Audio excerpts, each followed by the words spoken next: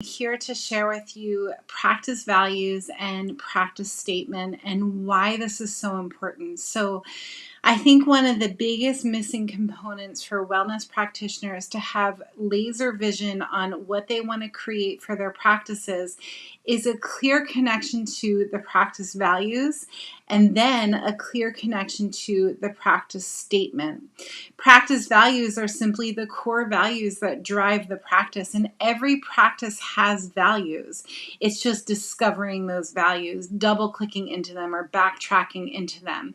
You just look at what you've done in the past couple of weeks, the past couple of months, and from that look, from that bird's eye view, you'll be able to write down or pull out or bring to surface your practice values. And once you have your practice values, you can very easily create a practice statement consisting of those values and some words to marry them together. So let's just look at this lesson relatively quickly. So I want you to just go ahead and discover what your core values are.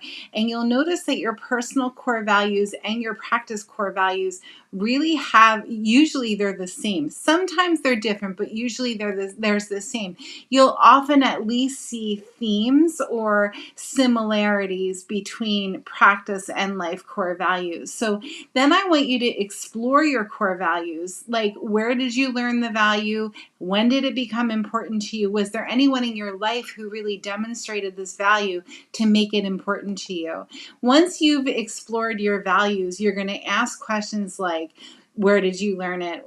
When did it become important to you? With each one of your values. So you're going to write out your value, you're going to answer the questions, and then once you have all of the questions answered, you're going to list out your core values. Because what will happen is as you're answering these questions, you're going to say, I really thought that was a value of mine, but it seems that I was wrong. Or it seems that instead of this value, this is really the value that I cherish and that's near and dear to my heart. So once you have your list of values, the next step is to create an action plan to support your values, which is really awesome. So the action plan is going to be implementing your anchors and rituals. What anchors keep you connected to your values? What actions keep you connected to your values? And then once you have your actions and anchors in place, you're going to create your statement. Your statement is the group of words or this series of sentences that say to the world, this is who I am, this is what I offer, this is what I do, and this is why I do it. It's all of your practice values front and center. It's their spotlight moment. So you're just going to take your core values and you're going to marry them together into a very clear and concise statement. I really like to see people rewrite their values here and then just create sentences for each one of the values and then bring them together into a statement.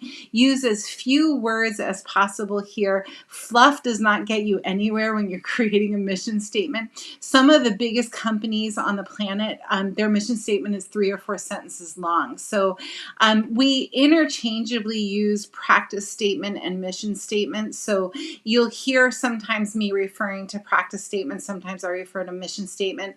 But the most important thing is that you have fun with this, because the goal of moving your practice forward and giving better care and getting clarity around all of this stuff is to enjoy the process. Please don't forget the joy in every step of the way.